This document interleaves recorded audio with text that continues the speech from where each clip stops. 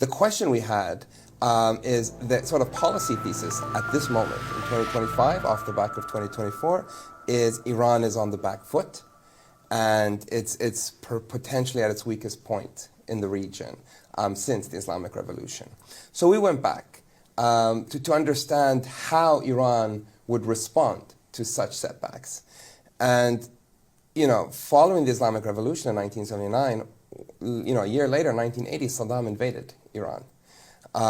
And so historically, since then, Iran has gone through these military shocks throughout the years, these many decades, political shocks, economic shocks, sanctions all the time, and it's always managed, for survival reasons, to reconfigure. And so our assumption is this will happen again. So let me stop it. What's the power of networks in responding to those kinds of shocks? What makes networks more resilient than other kinds of security arrangements? So we looked at two specific supply chains to get a glimpse into how this response or this reconfiguration is playing out today. And what we saw are exactly these networks. But these networks aren't just business people making money. It also spans across not just the axis of resistance, but also other countries in the Gulf, for example, that are very much part of these supply chains, and expands globally, to bringing in China, Russia, and others. The point is that these are networks, and these are networks that are fluid. And what that allows is when one part of that network is being attacked or removed, in the case of Assad's regime in Syria, the networks could reconfigure. And what we've seen, the example of this is with Hezbollah weakened in Lebanon and the Assad regime removed in Syria, other parts of that network, the Houthis, for example, in Lebanon, and for example, Houthis in Yemen. Sorry. The Houthis in Yemen and Kitab Hezbollah in Iraq have increased their relationship with each other and taken a bigger role in this. The networks have reconfigured.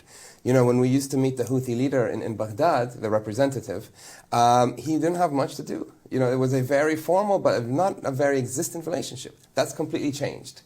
And that's the argument that the paper makes, is looking at these supply chains, we understand that Iran and its networks are able to move across state, non-state lines, across formal, informal lines, but also across lines of who are allies and adversaries of Western countries, allowing it to take advantage of this multi-aligned moment in the region where there aren't rigid spheres of influence dictating global order. And in this transition, we think, therefore, Iran is already beginning to reconfigure following a sort of a year or two of significant setbacks. I think where you left off there is a really important point, that for these networks to be to be strong is that they need to be self-sustaining. They all need to have both local power and transnational power. Because the system that we're describing has a logic to itself. So there used to be this metaphor used, the octopus with the tentacles. And so Qasem Soleimani at the time, or Iran, would be the head, and then the different groups would be sort of in this top-down structure, pursuing Iran's policy while also pursuing their own policies. What we've seen, particularly since the U.S. killing of Qasem Soleimani in Iraq in 2020, is a reconfigure where it's no longer that top-down model, but a much more horizontal model. Fundamental to this horizontal type of model is each group has to have their own agency, has to have their own autonomy. They need to be in local governments. The local is really important to this.